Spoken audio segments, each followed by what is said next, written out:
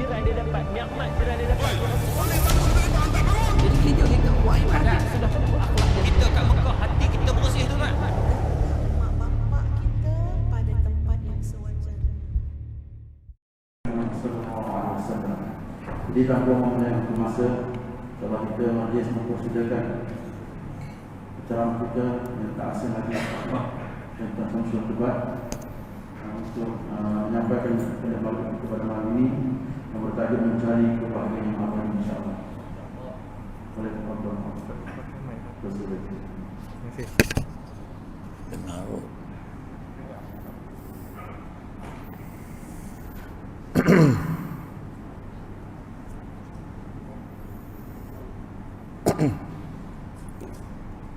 A'udzubillahi minasyaitonir rajim.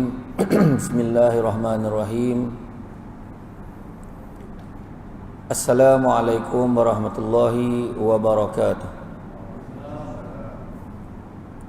Alhamdulillahillazi arsala rasulahu bil huda wa dinil haqqi liyuzhirahu ala dini kullihi walau karihal kafirun walau karihal musyrikun walau karihal muslimun. Subhanaka la ilma lana illa ma 'allamtana innaka antal alimul hakim. Rabbi shrah li sadri wa yassir li amri wahlul 'uqdatam min lisani yafqahu qawli.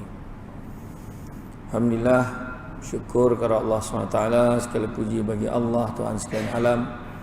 Salat dan salam ke atas junjungan besar Nabi Muhammad sallallahu alaihi wasallam. Terima kasih banyak diucapkan kepada Tuan Pengerusi, Tuan Imam,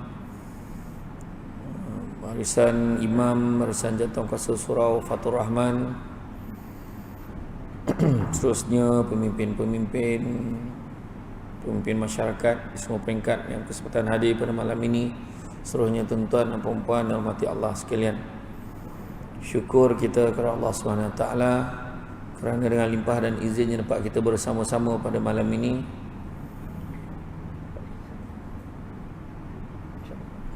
Sebab selama ni kita dah berapa tahun kan? Dah berapa tahun kita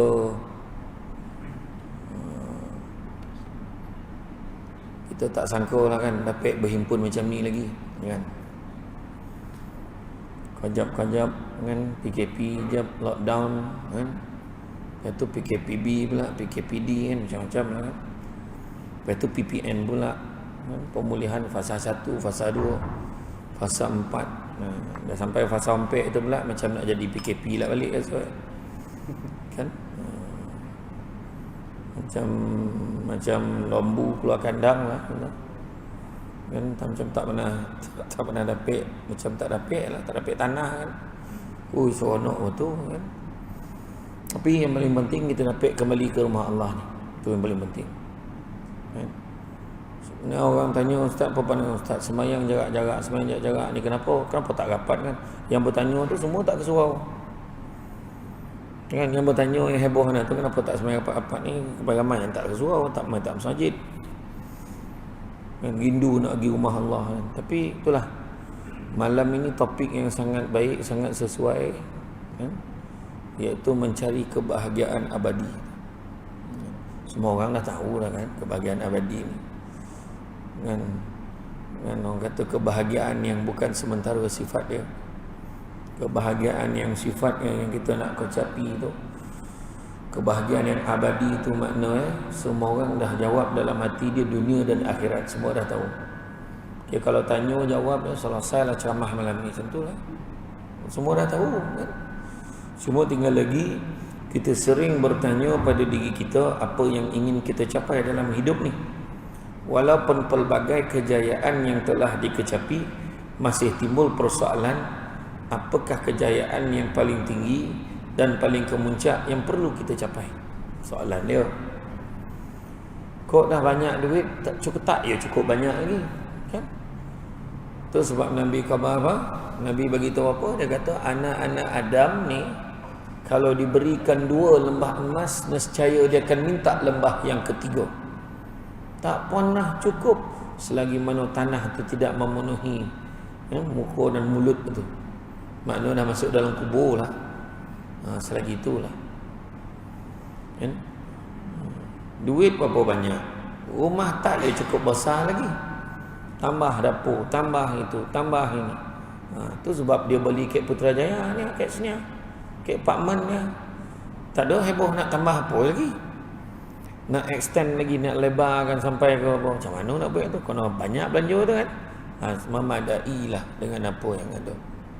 Kan? Kereta tukar daripada kocik bertambah besar, bertambah lebar, bertambah besar, bertambah lebar. Sudah ya. Lori bawa ya. Mana tu?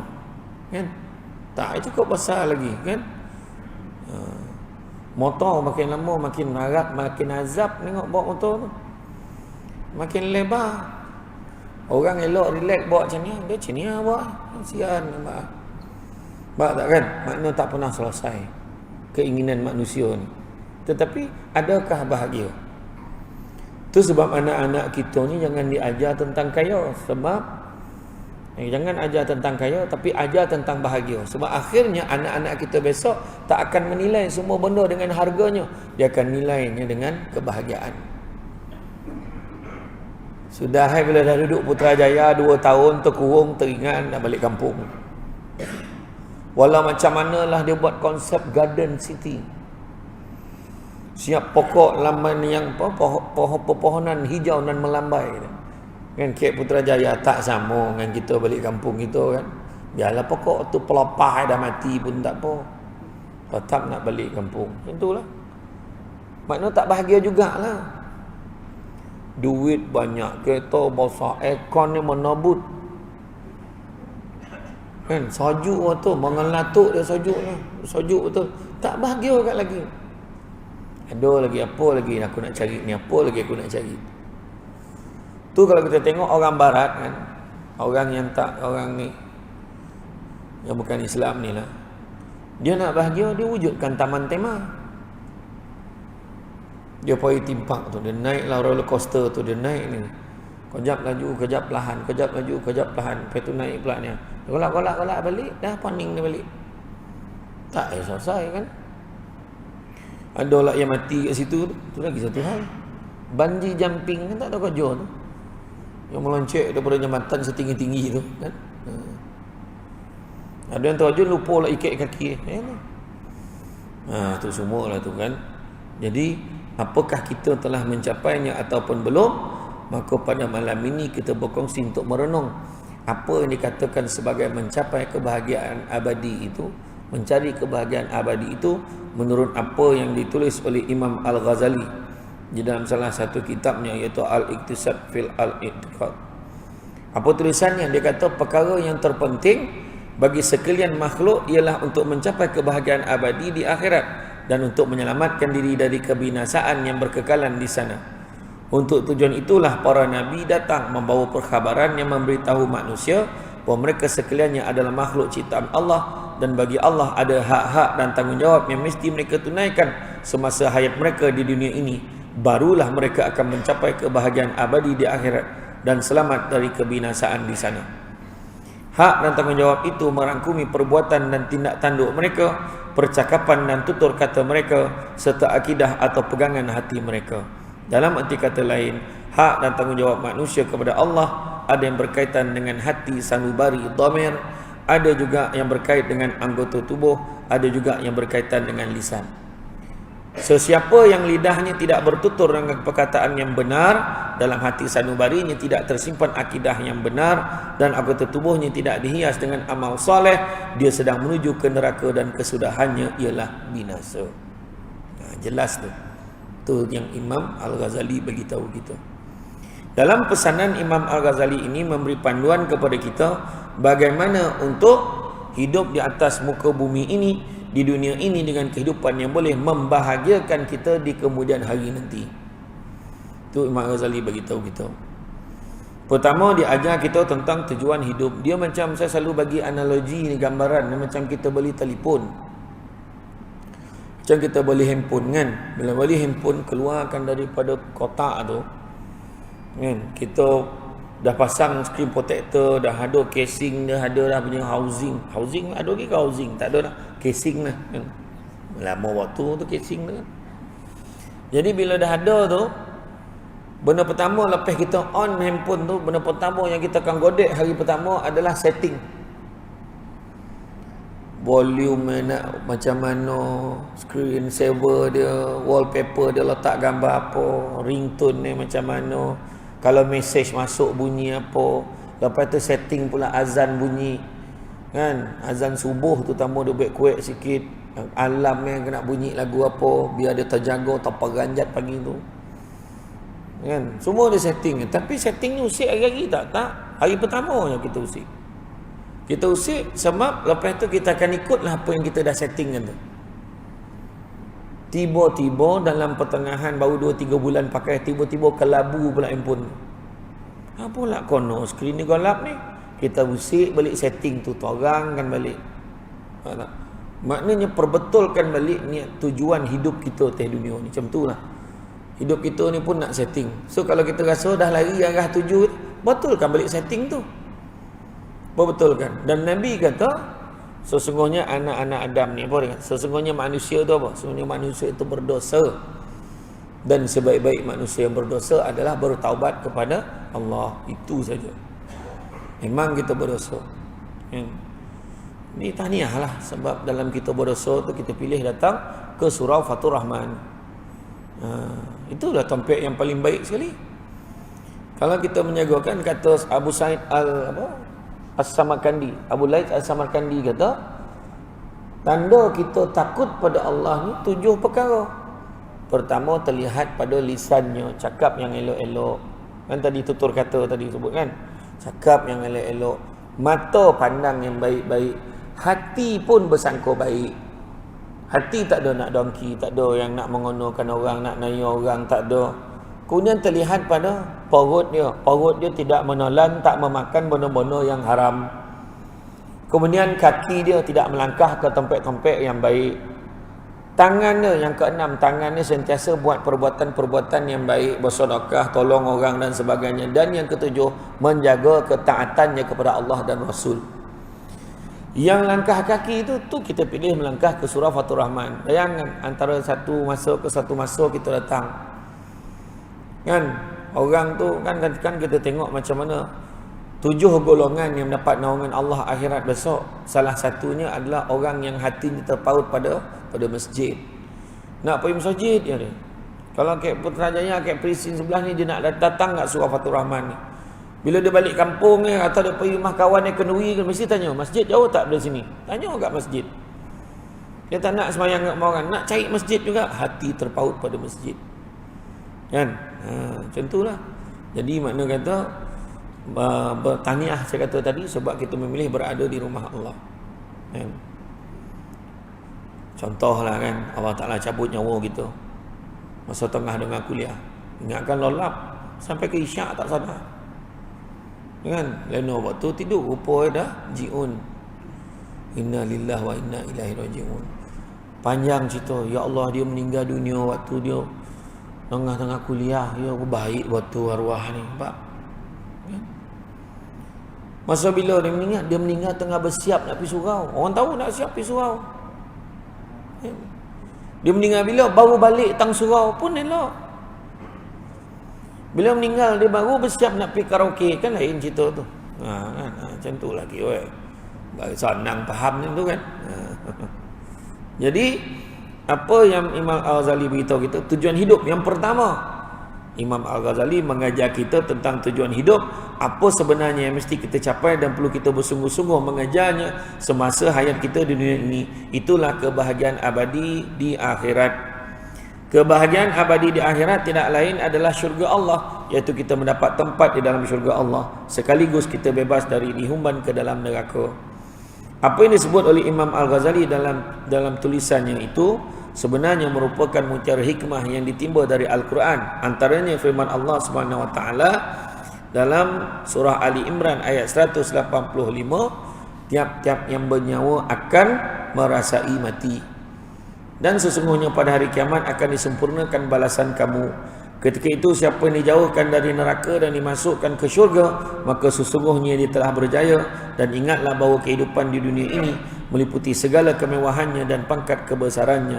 tidak lain hanyalah kesenangan bagi orang-orang yang terpedaya. Kok dia rasa selesa mana, senang mana.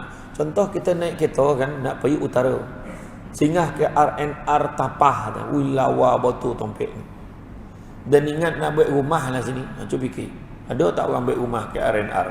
Tak ada, sebab dia tahu tu sementara kan, pergi kilo kan, tempat hentian tu lawa macam mana pun dia tahu tu tempat persinggahan. Kalau naik bas ekspres kan, dulu saya ingat lagi, kalau nak turun pun kadang takut kena tinggal. Buat tiba-tiba bang air sakit parut lama pula kan, ni dah jalan ke tidak bas ni, patut lagi sampai dia naik, rupa bas lain kan. Kadang macam tu lah kan? Orang semua tahu, tak ada siapa pun yang berhasrat nak menetap di situ, tak ada. Aku ingat aku nak beli rumah lah kat mana, aku cadang nak beli rumah kat mana, RNR tu nampak ada tanah lapang, tak ada. Situ hentian sementara sebab kita tahu kita nak teruskan perjalanan. Paling kuat pun kita minum air, paling kuat pun kita buang air, itu je lah kan. Jadi kalau orang rasa senang dan gembira, maka orang itulah orang yang terpedaya kan. Allah sendiri menyebutkan sesiapa dijauhkan dari neraka dan dimasukkan ke dalam syurga, maka dia telah berjaya kan? Itulah kejayaan sebenar bagi kehidupan kita, kejayaan yang tidak ada lagi kegagalan. Dalam syurga itu tak ada kira kegagalan. Kan digambarkan dalam kitab Mukasyafatul Qulub, apabila sebahagian orang dikatakan masuk ke dalam syurga, kemudian Allah Ta'ala perintahkan malaikat bukakan tabir itu supaya mereka dapat memandang kepada aku. Allah Ta'ala suruh malaikat buka tabir. Malaikat tanyalah, bukanlah malaikat mempertikaikan, sekadar bertanya, ya Allah, mana mungkin mereka boleh melihat wajahmu ya Allah, sedangkan mereka derhaka padamu di atas dunia. Allah Ta'ala kata buka, kerana mereka ini telah bertaubat dan mereka juga menangis kerana aku ketika di atas dunia. Nampak? Menangis punya hal, soalan bocor. Menangis atas dunia kerana Allah. Maka bila ditarik selak tabir itu, semua sujud. Allah Ta'ala kata, bangunlah kalian semua. Wahai hamba-Ku, bangkitlah, bangunlah. Sesungguhnya di sini bukan tempat bersujud, sini bukan tempat beramal. Apakah kamu tidak rela kepada aku? Maka semua jawab apa? Ya Allah, mana mungkin kami tidak rela kepadamu ya Allah, sedangkan kau memberikan kami apa yang tak pernah ternampak kat mata, tak pernah terdengar kat telinga, tak pernah terdetik kat hati. Macam itulah hebat syurga. Sujud semua otomatik, bangun. Ni bukan tempat sujud, bukan tempat beramal. Syurga tu dah tak ada kegagalan. Kau berdosa mengumpet, tak ada. Dalam syurga mengumpet lah, mengumpet sampai tidur, tak apa, tak ada masalah dah. Minumlah, apa minuman, minum. Kat hotel yang saya ada tengok, satu hotel tu package buka puasa 36 jenis air dihidangkan. Gila betul. Lepas minum 36 tu langsung lupa nama dia siapa. Punya banyak air kan. Kombong kan. Tak nak bagi tahu dekat sana apa jenis air. Dalam sungai itu bukannya boleh minum, boleh berenang. Sambutlah segala jenis air yang tak kisahlah.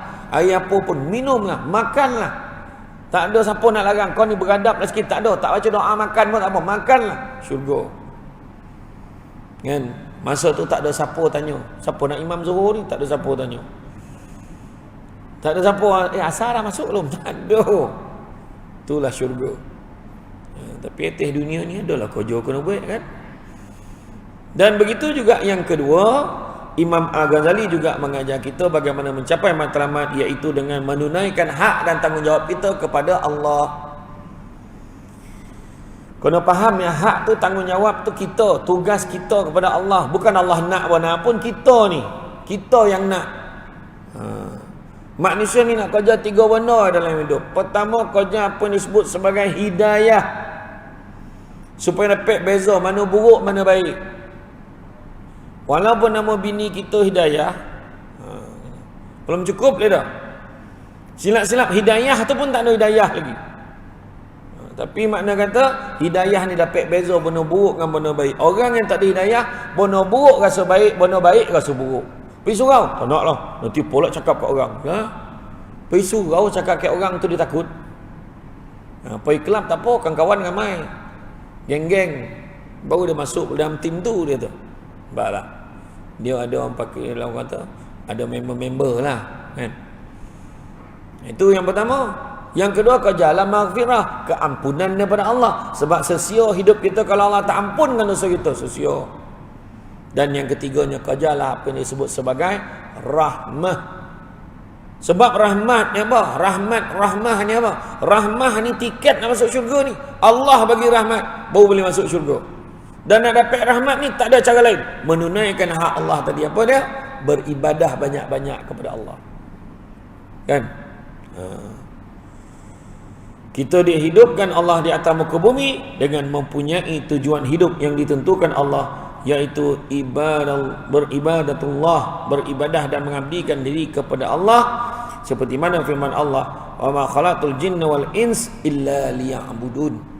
Dan ingatlah, aku tidak menciptakan jin dan manusia melainkan untuk mereka menyembah dan beribadah kepadaku. Surah Az-Zariyat ayat yang ke-56.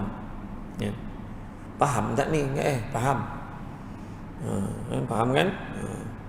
Nampak macam monong ni, faham tak? Faham kan? Risaulah kan? Jadi sentiasa beribadat kau pakat ni 9 ni tak ada kan? Boleh kan? Boleh. Okay. Sentiasa beribadat dan menghambakan diri pada Allah, itulah hak Allah yang mesti ditunaikan manusia jika mereka ingin mencapai kebahagiaan abadi di akhirat, yakni mendapat syurga Allah yang penuh nikmat. Dan lebih memahamkan kita apabila membaca hadis yang diriwayatkan dari Muaz bin Jabal radhiyallahu anhu yang menceritakan pada satu hari Nabi SAW pernah bertanya pada sahabatnya yang bernama Muaz. Dia kata, wahai Muaz, tahukah kamu apakah hak Allah yang mesti ditunaikan oleh hamba-hambanya? Maka Muaz menjawab, Allah wa rasuluhu a'lam. Hanya Allah dan Rasul juga yang lebih mengetahui. Lalu baginda menjelaskan, hak Allah yang mesti ditunaikan hambanya ialah mereka hendaklah menyembahnya tanpa mensyirikkan sesuatu pun dengannya. Baginda bertanya lagi, ma haqqul ibadi Allah? Katakan, tahukah kamu apa dia hak hamba yang dijanjikan oleh Allah? Maka Muaz menjawab, Allah wa rasuluhu a'lam. Maka dia jawab lagi, Allah dan Rasulnya lebih mengetahui. Lalu Nabi menjelaskan bahawa itulah dia yang tidak akan mengazab sesiapa yang tidak mensyirikkannya dengan sesuatu apapun.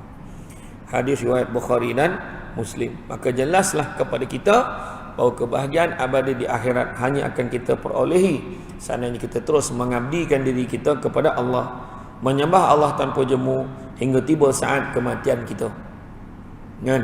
Hanya dengan itu saja kita akan selamat dari azab Allah dan nerakanya, dan kita mendapat tempat dalam syurga Allah yang kekal abadi. Ada orang tanya saya semalam, macam mana kalau kita buat masa ni, ada orang cakap masa ni dia buat masa dia nak fokus pada kerja dulu, dia kata.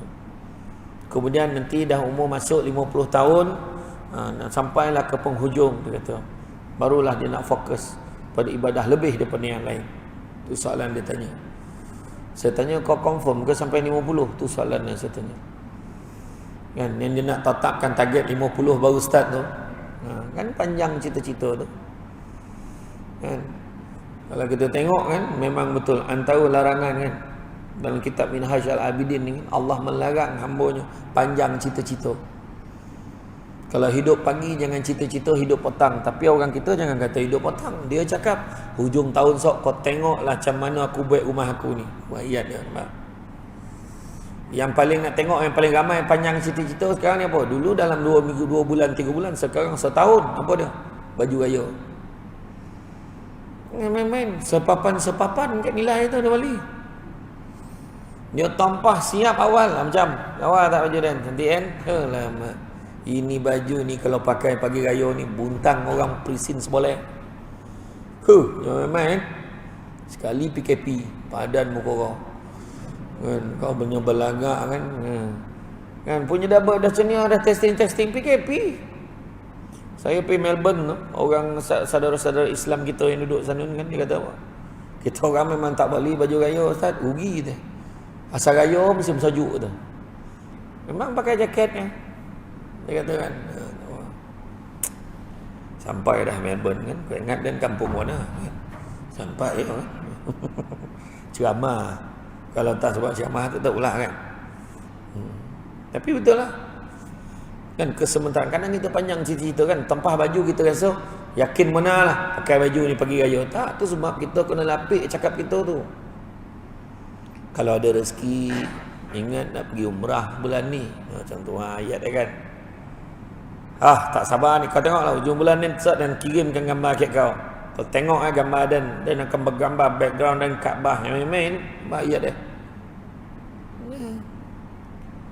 Seminggu sebelum koma, jago-jago dah habis waktu. Contoh. Macam hari tu kan ramai orang itu kan menyatakan penyesalan hari tu dia boleh pergi, dia tak nak pergi. Masa PKP tu kan, syukur benar dah rasa kalau siapa yang dah pergi tu, siapa yang tak pergi. Ya Allah, mujur juga. Tuan-tuan perasan tak satu benda yang Allah tunjuk waktu PKP tu? Tengok tak live yang dekat Masjidil Haram tu? Ya. Orang luar tak boleh datang. Tapi orang Arab boleh pergi. Orang yang kat Makkah boleh pergi. Tapi kenapa tak ramai? Mana nak tunjuk selama ni yang ramai orang luar, bukan orang Makkah. Tuan-tuan perasan tak benda tu? Waktu dah dilonggarkan untuk umat, untuk apa? Untuk masyarakat situ, tak baik. Tak ramai. Malahan pernah hamak saya sekali tu. Dia berbuat dengan orang Arab yang dekat luar tu kan. Korang ni dia menego kat luar. Dia tak masuk dalam, tak pergi ke buat umrah ke buat haji. Kita orang dekat bila-bila boleh pergi ayat dia. Sudah sampai ke sudah tak pergi. Kan? Tapi tuan-tuan, ada orang tu, orang Malaysia ni berapa ramai itu dia kata menyesal sebab hari tu boleh pergi, dia tangguhkan. Pergi Paris dulu, pergi Korea dulu, pergi Thailand ada. Itu nantilah kata. Ya. Baiklah, siapa yang belum pergi umrah ni ada peluang pergilah. Kan? Belum pernah lagi sedang orang pergi umrah, pergi haji, balik tu dia tak nak pergi lidah. Tak pernah dengar lah. Kebanyakan ni nak pergi, ya Allah nak pergi lagi, ya Allah. Yang insya mesti makbul. Kalau siapa cakap nak pergi lagi, insya-Allah Allah makbulkan. Yang hari tu lah, hari tu setakat bulan Lepas boleh buat umrah sekali je. Setakat bulan Lepas. Sudah bayang dah lah sekali je. Boleh buat umrah sekali. Contohnya katalah hari ni hari Selasa, kita nak pergi, kita dijadualkan ambil umrah hari Khamis misalnya. Esok flight pagi contohlah. Tiba-tiba flight delay, malam besok pun naik flight. Sampai sana dah terlepas waktu umrah tu, maka tak boleh buat umrah. Kau pergilah ziarah ya. Boleh semayang je dalam tu. Tapi yang terbaru dah boleh dah.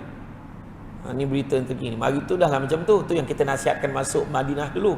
Takut terlepas waktu umrah kan. Masuk Madinah dulu, kemudian baru pergi Jeddah. Tapi alhamdulillah sekarang dah boleh. Bila kita dah habis tu, kita boleh daftar terus. Habis je kita boleh daftar nak buat umrah lagi. Maka dia akan bagi date, dan masa pukul berapa. Jadi boleh lah. Dia macam My Sejahtera jugalah. Tapi kita kena booking lah. Jadi dia akan bagi. Dan alhamdulillah kita pun dapat makluman yang terkini. Airport Madinah pun dah buka. Alhamdulillah. Dan ziarah pun nampak dah boleh dah. Itu sebabnya saya nasihatkan ke siapa yang nak pergi, kalau nak pergi musim sejuk adalah boleh pergi ni, tak ada masalah pun. Cuma siapa yang nak pergi, paling cantik sekali tahun depan lah. Sebab apa? Saya jangka lah bulan 12 ni akan ada lagi peraturan-peraturan baru yang akan dikeluarkan. Macam hari tu mula-mula tu 14 hari kuarantin sampai sini. Yang terbaru sekarang ni 7 hari. InsyaAllah mudah-mudahan kurang lagi. Setakat ni upacara menjolok hidung tu masih berlangsung. Itu yang tak terdaya tu. Kan dah tak balance. Sengit jalan dah kan. Macam mana kan? Itulah dia.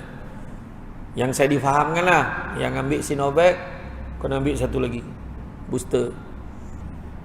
Yang Pfizer okey, tak ada masalah. Kan? Tapi 6 bulan. Pfizer dan juga AstraZeneca.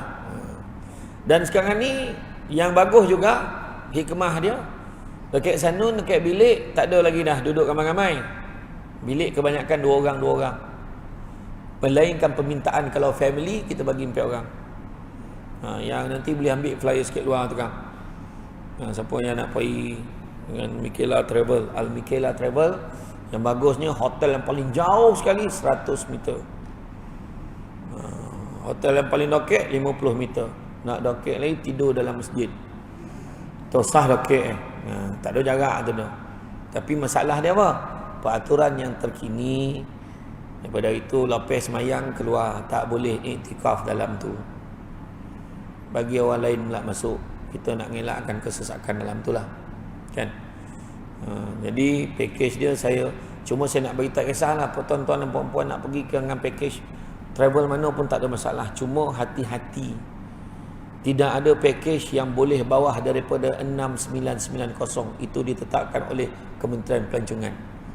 Kau ada yang kau 5,000 ya kan, bohong. Ada harapan tu. Tawaf KKLI. Hati-hati ya. Hati-hati. Beriyo gantar. Besok dah sampai dah balik. Bukan kau pergi umrah kau balik hari yo. Tak ada kau nak tipu. Balik hari apa, kan? Tu dia. Jadi makna kata selagi kita boleh ada peluang pergilah tuan-tuan. Pergilah. Ni dah longgar balik ni. Cuma tinggal lagi saya nampak teratur lah, kemas tak adalah berasak-rasak macam dulu kan. Maknanya ingat dalam tengoklah sekarang apa hotel tu. Hotel tu sebab saya dah pergi. Saya tengok sendiri dan saya jumpa sendiri manager hotel tu. Balik-balik tu saya masa tu bayangkan saya pergi umrah tu untuk confirm dengan bilik ni. Saya pergi 2 hari setengah Makkah, 2 hari setengah Madinah. Bayangkan 5 hari balik Malaysia balik. Macam pergi Menanjung kan. Pergi utara balik ni 9 bilik macam tu lah 5 hari. Tapi yang 2 hari setengah Makkah, 2 hari setengah Madinah. Pergilah tuan boleh pergi. Jadi dalam ruang lingkup ibadah hakikatnya perkara tersebut menggabungkan segenap yang ada pada diri kita untuk ibadah dan pengabdian kepada Allah. Iaitu apa? Hati sanubari kita isikan keimanan kepada Allah, ikhlas kepada Allah, cinta dan kasih kepada Allah, takutkan kemurkaan Allah, mengharapkan redha Allah, sentiasa bertawakal kepada Allah, bertaubat dan kembali kepada Allah. Itu hati kita. Manakala lidah kita hendaklah mengucapkan syahadah, sentiasa berzikir, membaca ayat-ayat yang tanpa jemu, berdoa memohon kepadanya, mengajak manusia kepadanya, bercakap benar, tidak mengumpat, mengeji orang lain, tidak mengadu domba dan sebagainya. Jadi makna kata dalam hal ni lidah kita ni zikirlah banyak-banyak. Jadi tuan-tuan jangan poning-poning kepala. Sekarang ni dia ada mazhab TikTok dengan mazhab Instagram namanya. Dia kata ni semua yang zikir-zikir pesmayang ni semua Nabi tak ajar tu. Jadi tuan-tuan jangan poning kepala. Zikirlah tuan-tuan. Zikir. Apa imam bawa tu kita ikut je. Sudahnya Al-Fatihah, doa sesama. Tu ya. Kenduri tahlil. Baiklah, tak ada masalah. Zaman Nabi tak buat tu. Bid'ah, semua bid'ah. Cakap dengan dia jangan pakai telefon. Naik unta je. Banyak sekadar kan. Yalah, dalam hal ni sebenarnya kalau kita tengok tahlil, kenduri tahlil tu,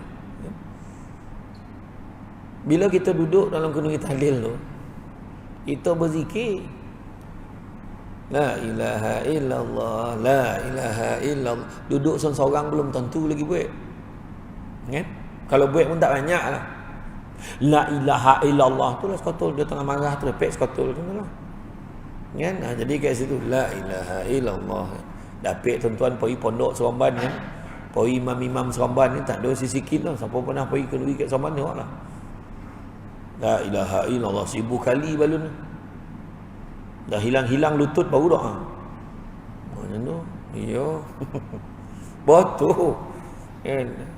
Bak kata arwah mufti tu Syekh Murtada dulu kata, pebondo zikir sikit-sikit tak berbaloi lu udang galah dapur tu kan. Iyo tukang masak yang masak pun tak habis ponek ni dah doa lah, dah makan dah. Tak ada lah, bukan tu lah sebabnya, cuma kita zikirlah banyak-banyak kan. Itu lidah. Yang ketiganya, anggota badan kita hendaklah dihiasi dengan amal soleh seperti solat fardu, solat sunat, puasa fardu, puasa sunat, zakat, sedekah, wakaf, haji, umrah, jihad, dakwah, menolong orang susah dan sebagainya.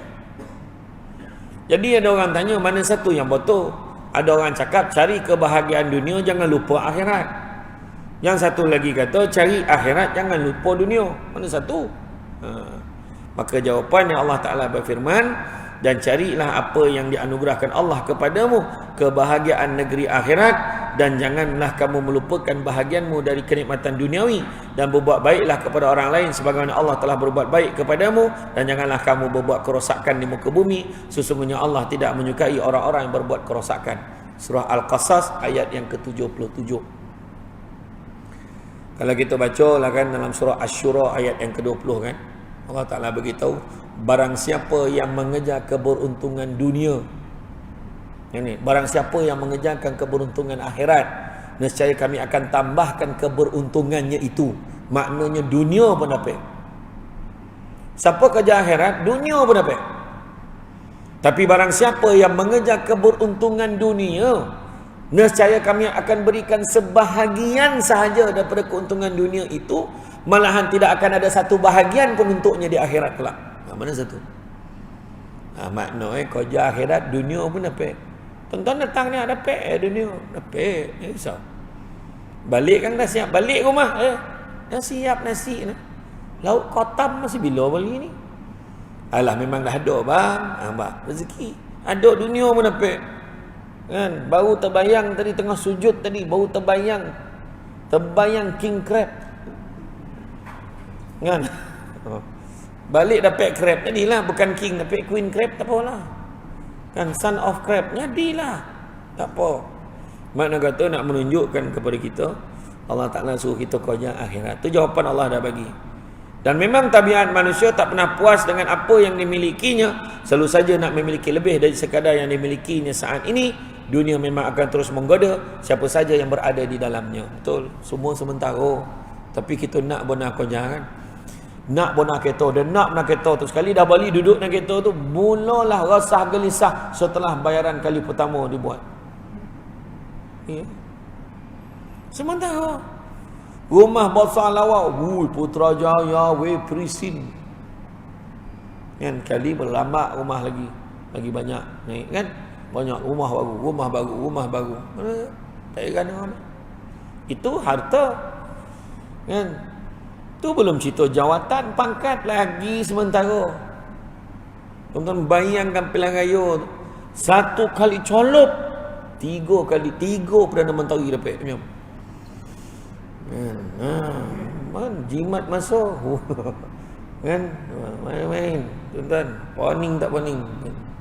Allah Ta'ala tunjuk kat kita. Kan? Tu bukan buat gitu.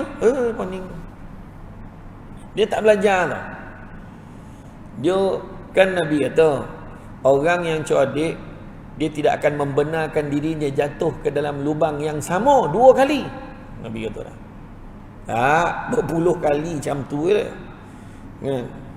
Tak tahulah tuan-tuan, saya pandangan macam tu lah. Kita bukan cakap sesiapa, tapi secara umumnya macam tu lah hakikatnya kan. Ketua kampung pun bertukar sementara, menteri bertukar, menteri besar bertukar, semua bertukar, wakil rakyat pun bertukar. Nak cakap apa? Jawatan jadi pengarah, tiba-tiba dah duduk belakang sekali, pencen kan. Dulu main kan pangkat Samsul debat dulu, pengarah undang-undang main-main.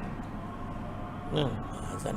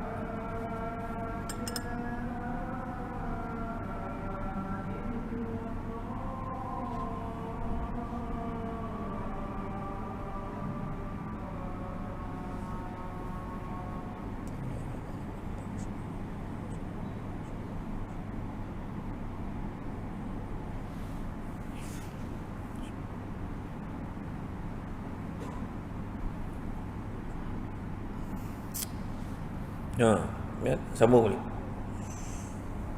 Jadi saya pun dulu pernah jadi pengarah, masuk di pengarah kan. Di pengarah. Tapi sampai masuk pencen. Dapat kad pesara. Tunjuk kat hotel dapat 10% diskaun. Ya. Jadi sementara masa mula-mula kerja tu rasa lama lagi ni jadi pengarah ni, tak. Sampai masa kita lepeh jawatan kita. Kan? Dah sibuk benar ceramah, pilih, kono pilih tak dapat baik dah. Tak boleh tamak ambil dua-dua dah. Sudah lepehkan satu. Lepehkan satu.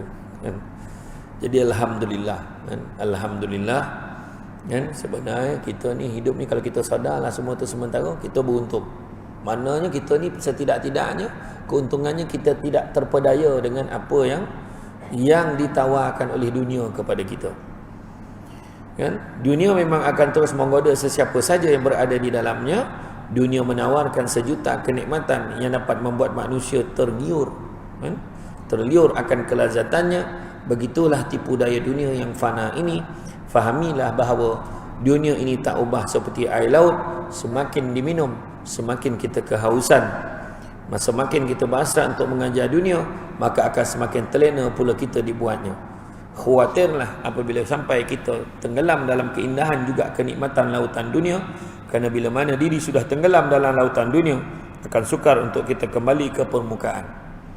Kerana memang dunia diciptakan indah bagi orang-orang yang menganggap dunia ini adalah segala-galanya. Dari Zaid bin Thabit radhiyallahu anhu, beliau berkata, kami mendengar Rasulullah sallallahu alaihi wasallam bersabda, barang siapa yang menjadikan dunia tujuan utamanya, maka Allah akan mencerai-beraikan urusannya dan menjadikan kemiskinan. Tidak pernah merasa cukup selalu ada di hadapannya, padahal dia tidak akan mendapatkan harta benda dunia melebihi dari apa yang Allah tetapkan baginya. Dan barang siapa yang menjadikan akhirat tujuan utamanya, maka Allah akan menghimpunkan urusannya, menjadikan kekayaan selalu merasa cukup ada di dalam hatinya, dan harta benda duniawi datang kepadanya dalam keadaan rendah, hina, tidak bernilai di hadapannya. Kalau tuan-tuan kenal lah Ustaz Ahmad Rizab, kan? Ustaz Ahmad Rizab, dia buka pondok tu kan, Darul Atik tu. Saya tanya dia, banyak tak belanja ayah kita ni? Kebanyakan asatizah panggil dia ayah dia. Banyak tak belanja? Ikut banyak, memanglah banyak, dia kata. Tentu jawab dia, banyak-banyak lah. Tapi alhamdulillah, dia kata. Kan dan sebelum saya perhati, saya pernah pergi sana kan, tengok aduh ya orang hantar barang, hantar boreh, hantar makanan, sumbangkan duit, ada. Jadi tak ada, dia kata macam tu lah, dia kata. Tak ada lah dia minta-minta dengan orang. Orang minta lagi dengan dia, ada. Itulah dia. Cukup kan ingat Allah banyak-banyak. Kan Nabi kata orang yang paling kaya bukan orang yang banyak duit. Orang yang paling kaya adalah orang yang sentiasa merasa cukup dengan apa yang dia ada. Tentulah. Ya? Maka hadis ini menunjukkan keutamaan cinta pada akhirat dan zuhud dalam kehidupan dunia serta celaan dan ancaman besar bagi orang yang terlalu bercita-cita mengejar harta benda duniawi. Apakah perkara penting yang terkandung di dalam hadis ini? Orang yang cinta pada akhirat akan memperolehi rezeki yang telah Allah tetapkan baginya di dunia tanpa bersusah payah. Berbeza dengan orang yang terlalu bercita-cita mengejar dunia, dia akan memperolehinya dengan susah payah zahir dan batin. Salah seorang ulama salaf berkata, barang siapa mencintai dunia secara berlebihan, maka hendaklah dia mempersiapkan dirinya untuk menanggung pelbagai macam musibah penderitaan. Imam Ibn Qayyim Al-Jauziyah berkata, orang mencintai dunia secara berlebihan tidak akan lepas dari 3 macam penderitaan. Apakah dia? Kekalutan fikiran yang selalu menyertainya, kepayahan yang tiada henti, dan penyesalan yang tidak berakhir. Perkara ini disebabkan oleh orang yang mencintai dunia secara berlebihan, dan jika telah mendapatkan sebahagian dari harta benda duniawi, maka nafsunya tidak pernah puas dan terus bercita-cita mengejar yang lebih daripada itu. Sebagaimana dalam hadis yang sahih, Rasulullah SAW bersabda, seandainya seorang manusia memiliki 2 lembah emas, maka dia pasti bercita-cita mencari lembah yang ketiga. Kekayaan yang hakiki adalah kekayaan di dalam jiwa, dalam hati sanubari kita. Rasulullah SAW bersabda, bukanlah kekayaan itu dengan banyaknya harta benda, tapi kekayaan yang hakiki adalah kekayaan di dalam jiwa, kebahagiaan hidup dan keberuntungan dunia akhirat hanyalah bagi orang yang cinta pada Allah dan hari akhirat. Sebagaimana sabda Rasulullah SAW bersabda, sungguh sangat beruntung seseorang yang berada di dalam Islam kemudian mendapat rezeki yang secukupnya dan Allah menganugerahkan kepadanya sifat qanaah, iaitu merasa cukup dan puas dengan rezeki yang Allah berikan kepadanya. Maka sifat yang mulia ini dimiliki sempurna oleh para sahabat Rasulullah SAW, dan inilah menjadikan mereka lebih utama dan mulia di sisi Allah dibandingkan generasi yang datang setelah mereka. Ibnu Mas'ud radhiyallahu anhu berkata, kalian lebih banyak berpuasa, salat dan lebih sungguh-sungguh dalam beribadah dibandingkan para sahabat Rasulullah SAW, tapi mereka lebih baik, lebih utama di sisi Allah daripada kalian. Ada yang bertanya, kenapa boleh demikian? Wahai Abu Abdurrahman, Ibnu Mas'ud berkata, kerana mereka lebih zuhud dalam kehidupan dunia dan lebih cinta kepada akhirat. Macam mana pun kita bersungguh semayang, tak boleh lawan dia orang berzuhud tu. Tang dia tinggalkan, dia tak ada selera benar ke dunia ni. Kau ada lah, tak ada lah, tak ada paning-paning dah. Kan? Lebih banyak manakah yang kita pelajari selama ini? Soal dunia atau akhirat? Sejak kecil sampailah kau besar sampai ke tua, mana yang lebih banyak? Waktu bekerja, mana lebih banyak? Dunia ke akhirat? Kan kalau kita tengok akhirat ni, kita cakap kita utama akhirat, tapi perbuatan kita nampak macam melebihkan dunia. Kalau ikut kuliah Quran, ikut kuliah agama, paling banyak berapa kali? Mungkin sekali seminggu, mungkin. Kan? Yang lain tu semua dunia. Dan semayang kan, kita semayang berapa minit? 5 minit. Katalah 5 minit. Campurlah zikir dengan doa, ambillah 10 minit satu solat. Kan 5 salat baru 50, ambillah sejam, lagi 23 jam lagi dunia. Kan? Itulah dia. Jadi tak semualah, ni contohlah, kalau kira-kira mudahlah kan. Orang sini baik-baik saya tahu. Kan? Jadi kerana memegang prinsip cari dunia jangan lupa akhirat, prinsip ini pun membuatkan pemikiran kita sedang kadang-kadang kita tak sadar kita meletakkan dunia terlebih dahulu. Kita lebih senang dalam media sosial membicarakan soal pekerjaan, bisnes, pemakanan, pelancongan. Tunjuk dia pergi melancong ke mana. Tunjuk apa makanan yang dimakan, kan? Percutian, hiburan, hobi dan sebagainya. Dalam kehidupan seharian kadang-kadang kita mengutamakan urusan dunia dan perhiasannya. Lalu tiba-tiba inna lillah, kan? Pada ketika itulah barulah kita faham, apalah aku ni banyak habiskan masa ke dunia ni. Berapa ramai orang bersiar-siar di atas dunia, dan akhirnya ketika nyawanya dipanggil, pada ketika itu barulah dia perasan yang bekalan nak bawa ke akhirat masih lagi kosong. Itulah yang kita tak nak, ya. Padahal dalam Quran pun ada beritahu, ya, carilah apa yang telah dianugerahkan Allah kepadamu, yakni kebahagiaan negeri akhirat, dan jangan melupakan bahagianmu kenikmatan dunia, dan buat baiklah pada orang lain sebagaimana Allah buat baik kepadamu. Jangan buat kerosakan di muka bumi. Di mana ayat tadilah surah Al-Qasas ayat ke-77. Oleh kerana itu, ubahlah cara pandang hidup kita, isi pemikiran dan jiwa kita. Oleh kerana itu, mari jadikan apa juga yang kita lakukan pada hari ini sebagai jambatan ke syurga. Tak salah ambil dunia, tapi untuk tujuan akhirat. Boleh kereta sebab apa? Mudah pergi masjid, mudah nak pergi surau, mudah pergi kuliah. Nampak tak? Kumpul duit banyak, senang nak sedekah, so banyak boleh bagi ke masjid, banyak boleh bagi ke orang. Macam tu. Semua tujuan akhirat kan. Boleh baju apa? Senang bawa salat ni, baju ni okey ni, katakan. Contoh untuk tujuan akhirat juga. Kan? Wah, kau kumpul banyak apa? Nak pergi Mekah. Susahnya tak ada orang bertikai dah. Senyap orang tu. Kau kumpul duit banyak apa? Dia nak pergi Mekah. Oh ya kau. Okey. Ya.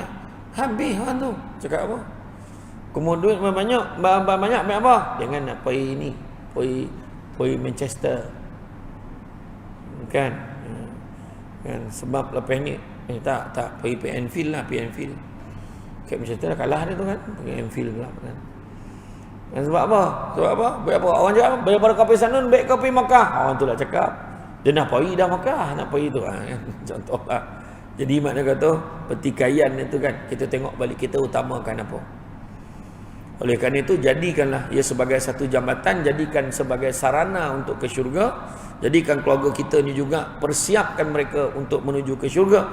Jadikan harta sebagai alat ke syurga. Jadikan persahabatan dan kejiranan masyarakat kita sebagai media untuk ke syurga, dengan prinsip mengutamakan akhirat, tidak melupakan dunia. Maka demikianlah dengan ilmu dan makrifah kita dapat memahami hakikat hidup, dan dapat berjalan di jalan yang lurus, dan dapat berjalan di atas dunia ini tanpa kita melupakan kepada Allah dan Rasul. Itulah yang paling penting. Jadi tuan-tuan dan puan rahmati Allah sekalian, sesungguhnya dunia kita ni sementara sifatnya. Apatah lagi yang ada dalam dunia, lebih lagi lah sementara. Dunia sementara, apatah lagi yang ada dalam dunia. Ketika peristiwa Isra' dan Mi'raj, Nabi jumpa perempuan tua bongkok tengok. Apa Jibril kata? Itulah dunia wahai Muhammad. Dah tua warna dah. Tunggu masa nak kiamat. Zaman Nabi dunia dah tua. Zaman kita lebih lagi. Ni yang COVID ni takkan tak faham. Kan? Tuan-tuan tengoklah balik. Kan? Apa yang warning Allah Ta'ala bagi? Apa warning Allah Ta'ala bagi? Kan? Sebab terlalu banyak. Tuan-tuan tengok dekat luar negara. Macam mana orang memperlakukan orang Islam. Tak pernah berlaku dalam sejarah Presiden US satu penggal jatuh sebab macam mana dia layan orang Islam. Macam mana dia hina orang Islam. Dihalau dalam majlis tu, keluar. Orang pakai tudung tu semua keluar. Dihalau orang Islam. Maka setelah berdekat-dekat lamanya tak berlaku, dia dah jadi Presiden satu penggal, kalah. Bukan Hana Bona lawan sama. Bangang itu Biden tu sama lah. Kan? Tapi Tuhan nak tunjuk dia kalah. Daripada orang sepandai-pandai dia lah, cerdik dalam meniaga tu, bisnes kepala otak pandai tu kan. Kalah. Makna dia letakkan sehina-hina tempat, tak boleh timur lah tu kalah. Lagi orang galakkan dia. Kan? Tu cakap tu tadi. Kan? Apa yang berlaku? Macam-macam. Orang hina Quran, orang hina agama, hina Nabi. Berapa banyak buat? Kan? Orang hina kalimah Allah macam mana? Dalam negara kita sendiri tengok macam mana. Berapa banyak kerosakan berlaku, berapa banyak. Kan? Masjid-masjid dia kata apa? Apa? Tuan-tuan tengok balik. Apa yang berlaku? Tuan-tuan tengoklah. Hina agama, hina apa? Tu belum cerita lagi. Salah satu Nabi kata apa? Memberikan urusan umum pada mereka yang bodoh. Kata ayat orang yang tak ada ilmu pegang jawatan. Saya tak sebut sesiapa lah. Semua peringkat lah. Semua peringkat. Tuan-tuan fikirlah sendiri. Torang nampak tak cerdik kan? Tak ada, ni general. Saya tak sebut sesiapa. General. Bukan general perang dah. Bukan general angkatan tentera. Ni maksud saya generally. Umumnya. Macam tu. Kan? Ya. Tu belum cerita lagi. Dah elok senapang sibuk nak jadi perempuan. Faham tak kan? Macam tu. Tak ke pening kat KLIA pakai jubah, tiba-tiba depan Kaabah pakai telokong, tak pening ke? Lepas tu Syekh cakap tu tak ada apa-apa pun jadi. Kau cabar siapa? Dia masuk dalam media sosial tu dia cabar siapa cakap kan? Maka Allah Ta'ala sebut dalam surah Az-Zumar ayat 53 apa dia? Qul ya ibadiyallazina asrafu ala anfusihim, wahai hamba-hamba yang melampaui batas atas diri mereka sendiri. La taqnatu mir rahmatillah, jangan putus asa dengan rahmat Allah. Innallaha yaghfiru dzunuba jami'a, sungguhnya Allah nak ampunkan dosa-dosa kesemuanya. Innahu huwal ghafurur rahim, sungguhnya Allah Maha Pengampun lagi Maha Penyayang. So, sadarlah sikit-sikit. Sikit-sikit sadar. Okeylah tu. Jangan tak sadar, kan? Jadi tuan-tuan dan puan-puan rahmati Allah sekalian, itulah dia. Sebenarnya hidup kita ni macam itulah tuan-tuan. Sampai masanya kita akan dipanggil oleh Allah SWT. Jadi buatlah kebaikan banyak-banyak. Sebab kita tak tahu kebaikan yang mana yang akan membawa kita masuk ke syurga. Buat banyak-banyak. Dan satu lagi, bersama-sama bermasyarakat kita ni, jaga satu sama lain. Orang Islam kena saling jaga menjagai. Kadang malu tengok orang yang bukan Islam ni, dia lah elok sepakatnya. Itu semua tompek bergaduh. Kan? Sini bergaduh, kat masjid bergaduh, kat sini bergaduh. Makan tak nak makan dengan orang tu. Apa tahu mana? Kawan tu bergaduh, tang nego sesama.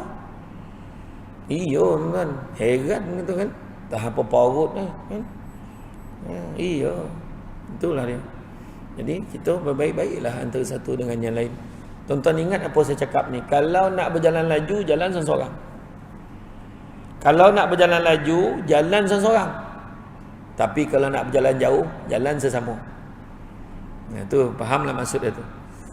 Orang Islam kena baik antara satu dengan yang lain, lengkap melengkapi. Nabi tunjuk macam ni orang Islam ni. Macam ni betul tak? Bukan macam ni pergi kau. Mati lagi baik tu. Sanggup dia tu. Biar dia akan mati, kita mati, dia pun mati sama. Yang penting sesama puas hati tak dapat. Sanggup dia macam tu. Tu orang Islam tu. Kat Malaysia. Ya, kan? Tu dia.